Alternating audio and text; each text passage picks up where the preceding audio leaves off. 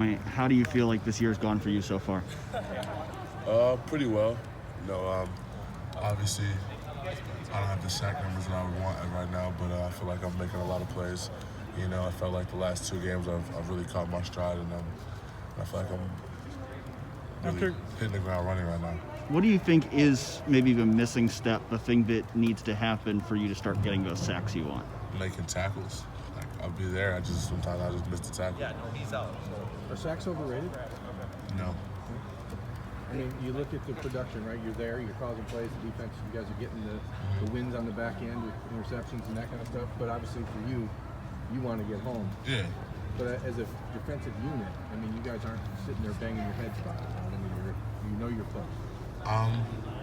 Yeah, I mean, like I said, like pressure is always great. Getting the quarterback off his spot, and making him uncomfortable. We want to get home. We want to get hits on the quarterback, and sacks and drives. And sacks can change the game. Pressure's only do so much. How do you as a defensive lineman practice that? Like, you're not allowed to hit the quarterback here. So these quarterbacks that you're this close to are ducking out of the way. And I mean, how do you prepare for that, knowing that these guys can do things in a game that you can't even really wrap in practice? Yeah, we can't tackle the quarterback in practice, but we've been tackling quarterbacks our whole life playing defensive end. So it's something that you just got to make the play when it's there. Is it just a half step short? How would you describe it to this point, Zach? The lack of sacks. Obviously, you had one of the great strip sacks you've ever seen there in the opening. Yeah. Is it a half step short? Is it a grip that slipped? I mean, how would you describe it? A little bit of both. Okay. The lack of the sacks for the ends was a little bit of a problem last year too. But it feels like you guys are still being more impactful this season than you were last year. I mean, when you guys are watching film, does that feel that way to you guys? Yeah, it definitely. I mean, we can tell that we're winning one-on-ones. We're getting to the quarterback. Like I said, we're getting pressure, but we all want to get home. About a month ago when we talked to Larry Johnson about it, he said part of the problem was maybe guys weren't really buying into the technique the entire way. You can't just bull rush your way to the quarterback every single time. I guess where have you guys improved from that matter? Maybe adding more moves to the arsenal. Just working the moves we already have in practice, working on our technique, because it's just showing we use our technique, it works. So we just got to continue to use that in games. Jack and JT have seen their roles increase over the course of a year. What kind of growth have you seen from those two? They're both just getting more comfortable, playing in games. You come in as a freshman in the first game, you're like, oh crap, like I'm in the game. There's 100,000 people watching me, but now they're just more settled into their role, and they know like it's just football. How much does that maybe push you guys as veterans when you see the plays that they're out there making? I just get happy when everybody makes plays. I see JT and Jack get a sack. I'm the first person celebrating. Like, I got to try not to roam the field and go celebrate with them out there because that'll be a flag. But I'm just happy that they're making plays. As a leader of this team and obviously a leader of the defense, what have you seen that's really come right the last several weeks? What did you guys, in your opinion, really get straightened out from Oregon on? I just feel like, we needed like a little confidence boost, and we definitely, we're building confidence. And when you build confidence, you play fast, you play more physical, and you make more plays. And that's something I feel like we're catching our stride right now, playing with the most confidence we've had all year. When did you see that turn, Zach? It was gradual. Yeah, but I mean, the last couple of games, y'all really had a pretty good grip on some teams. Well, especially Maryland, had a pretty decent offense at least coming in and stuff. What just stands out to you about y'all's effort in that game in particular? We're just the more games we play, the better we play, and that's just the last game we played, so that's the best we played so far. And I expect to play, keep that trend going. Play better and better every game. Are you feeling healthier now? Mm-hmm. You missed some time earlier. What were you dealing with, or? I'm all good now. Who are some of the guys who weren't captains, who maybe weren't leaders at the start of the year, but you've seen emerge as leaders so far this season? There's a lot of guys. One guy that stands out to me is Rio, Demario McCall. He's a guy that, he doesn't see the field that much, but he knows his role. And when he talks, everybody listens, and he's the guy that, if something goes wrong, Rio will be like, yo, we got to get this right. This is not Buckeye football. This is not silver bullet defense. And that's somebody who I personally look to, be like, all right, if I'm not doing something right, Rio's gonna check me, and sometimes you need that. When did he gain that role? When did he become that guy? You know what I mean? Because he's a guy who's hunted for a position since he's been here. Yeah, he's always had a voice that people listen to. There's a moment during camp that really, he talked to the team, and that really got a lot of guys respecting, and it showed that he knows a lot. He's been around a while, so he knows what it should look like. He knows what, you know, he's done the whole journey. Just listening to him and his story, and you know. Do you remember the message, part of the message that he gave? When he talked to, like you said. When he Yeah, talked to but it was just something, in the team room with the team. Yeah. Something that, I want to share with everybody.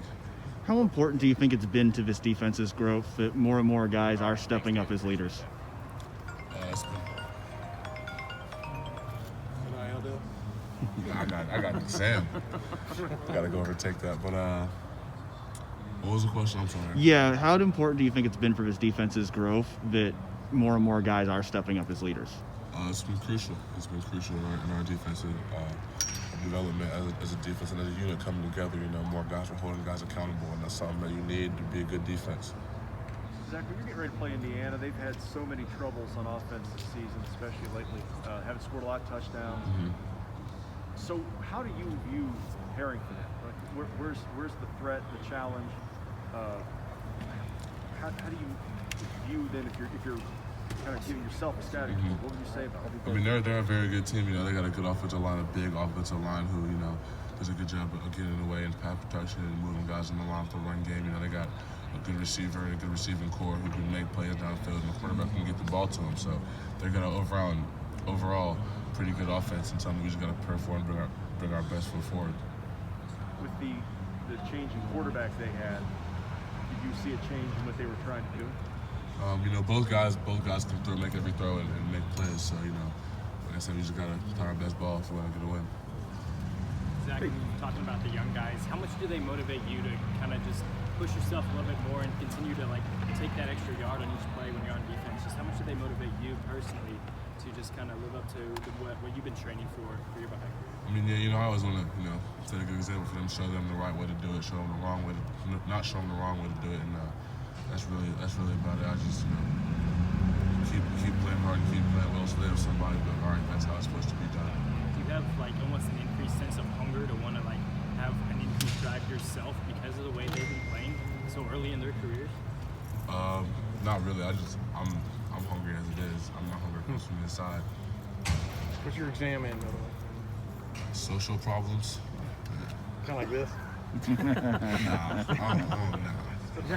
Zach, when you, I don't know if you've been asked this already, but when you go good on good, one-on-one against the Ohio State offensive line, what are your impressions? Is it one of versatility when you see that offensive line? Is it one of tackles converted to guards and what's your impression as a defensive? I mean, our O-line's huge. Yeah. I was looking at that the other day. I'm like, dang, you got some big O-linemen. I think all the O-line with the center are taller than me, and I'm not a short dude. So that's something that stands out. They're really athletic. All five guys can. It's like a basketball team playing O-line, just a little bit heavier. What's it like rushing against DeJuan? It gets me better every day. DeJuan's been here my freshman year, so we got some battles every one-on-one. We're talking. We'll get a rep and then talk about it, and then we'll do another rep and talk about it, and then we're friends, so we'll start talking next to each other during practice, and then it's more hands up. You've had a role since your freshman year. Obviously, you were ready to go as a freshman. What aspect of your game do you think is improved most in the last 3 years? Really everything, but I'd say the most important thing is probably my speed of play. Freshman year I was playing a lot slower, and now I'm kind of putting my ears back and just going, playing fast. Is there any part of it that I don't want to say came easy, but you were kind of able to do the moment you kind of got on campus? No, nothing came easy. My first walk through here, I was like, this is like game speed. I don't know if I'm. But then after getting more reps and reps and reps, the game slows down. Zach, a couple weeks ago after Texas A&M beat Alabama, Jimbo Fisher said he wanted his team to be happy about the win, but he wanted to be more proud of the way they prepared, for the game that week, because something had been slacking the previous couple of weeks, especially that loss to Mississippi State. But do you sense you guys are practicing at a championship kind of level right now? What tells you y'all's preparation is not just practice, but the preparation aspect of it is on point? The results, the last 2 games we've beating each team pretty sturdily, and that just shows that what we're doing at practice is working. So we got to continue to practice hard. But do you leaders reinforce that point every week? I mean, how do y'all keep it going, I guess? You know, it starts with us. You know, we're going hard at practice every day, and we're giving our all, and we're into the ball, and we're treating practice like a game. Then everything will follow. All the other guys will do the same. Last question, anybody else? Zach, I mean, just what are the things that you feel like as you guys get into this second half stretch, you've got so many big games coming up. What are the most important things that you as a leader kind of have to preach to this team to make sure you stay focused? Like I said, just same thing. Continue to practice hard and work on your fundamentals. And because games like this, it's the little things that matter when you start playing. Teams that are. I think all of our next 5 games are like top 10 ranked opponents or something like that. And when the teams get better, you have to. It's the small things that matter. The small things will get you beat. The small things win the game.